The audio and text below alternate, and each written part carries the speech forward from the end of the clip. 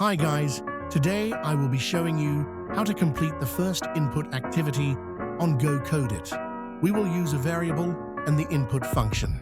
An example of a variable is fruit equals to brackets, double quotes, what is your favorite fruit?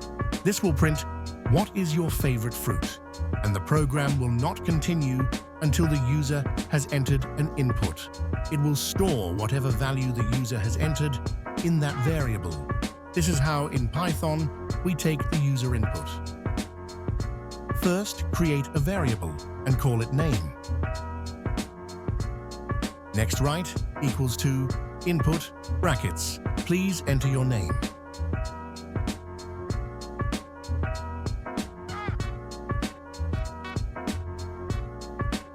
Finally, type in print brackets hello in quotes, comma, name.